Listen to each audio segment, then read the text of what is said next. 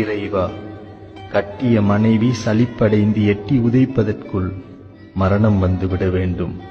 பெற்ற பிள்ளை சனியனே என்று சொல்வதற்குள் மரணம் வந்துவிட வேண்டும். சொத்து சேர்த்த தகப்பனை தவிக்க விட்டு சொத்துக்கு மக்கள் அடித்துக் கொள்ளும் நிலை வருவதற்குள் மரணம் வந்துவிட வேண்டும். மரணம் ஒரு முடிவு. ஒரு கட்டுரைக்கு முடிவு இருக்கிற மாதிரி இந்த வாழ்க்கைக்கு ஒரு முடிவு இருக்குது. இந்த முடிவை சுபமாகவும் அழகாகவும் கையாண்டா அது பேர் சமாதி. ஆனால் முடிவு உண்டு, அது பேர் சமாதி. என் வசம் இல்லாமல் தானாகவே முடிஞ்சிச்சுன்னா அது பேர் சாவு, அது மரணம். பொதுவாக இந்த மனிதர்கள் மரணத்தை தான் சந்திக்கிறாங்க, சமாதி சந்திக்கிறது இல்லை.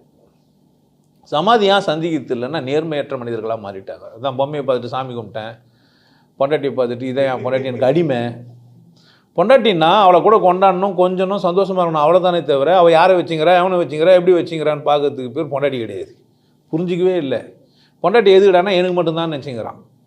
எனக்கு மட்டும்தான், உனக்கு மட்டும்தான், நீ கொஞ்சிக்கிறதுக்கு. நீ கொஞ்சம் போது உனக்கு மட்டும்தான், யாருன்னா கூட வச்சு நான் கொஞ்சம் நிற்க முடியும் இருட்டோம். உன் பிள்ளை கூட வந்து கொஞ்சம் நிற்பாங்க. எங்கள் அம்மா எவ்வளோ அழகுன்னுவான். என்ன பண்ணுவீங்க சொல்லுவேன்னா சொல்ல மாட்டானா? இங்கெல்லாம் நமக்கு நேர்மை இல்லாதனால நம்ம எங்கே போய் முடிக்கிறோம் அப்படின்னா சாவில் போய் முடிக்கிறோம். சின்ன சின்ன விஷயம் போல் தெரியுது. ஒரு கிளாஸை எடுத்துகிட்டு திரும்ப நம்ம அங்கே வைக்க மாட்டேன்றோம். ஒரு டீயை குடிச்சிட்டு டீ கப்பை விசிறடிக்கிறோம். அந்த டீயை பாதுகாப்பாக வச்சது அந்த கப்பு தான். டீ குடிச்சதுக்கு அந்த கப்புக்கு நன்றி சொல்லி அதை க்ரஷ் பண்ணி ஒழுங்காக போடணும். நன்றி எட்டு போயிருக்கிறோம். டீ குச்சியை டீயை தாங்கி வச்சிருந்தது அந்த கப்பு, அது ஒரு விசேஷம். ஆனால் குடிச்சிட்ட பேர் குடிக்காத முன்னாடி கப்புலாம் டீ எப்படி கொடுப்பாங்க? டீ கடையில் போய் டீ கொடுன்றீங்க, கையை ஊற்றி கொடுப்பா மாட்டான். புரியுதா என்ன சொல்கிறேன்ட்டு? நான் என் வாழ்க்கையில் முழுசுமாக புரிஞ்சு இன்னும் சரியாக வாழ்ந்துனே போனேன்னா என் முடிவு சமாதி ஆகிடும். சரியாக வாழ்கிறதுக்கு கற்றுக் கொடுத்து ஒரு குரு வேணும். அதுதான் என் வேலை, அதுதான் என் வேலை, அதை செய்கிறேன். நீயே கூட சரியாக வாழ்ந்தாலும் தப்பு இல்லை.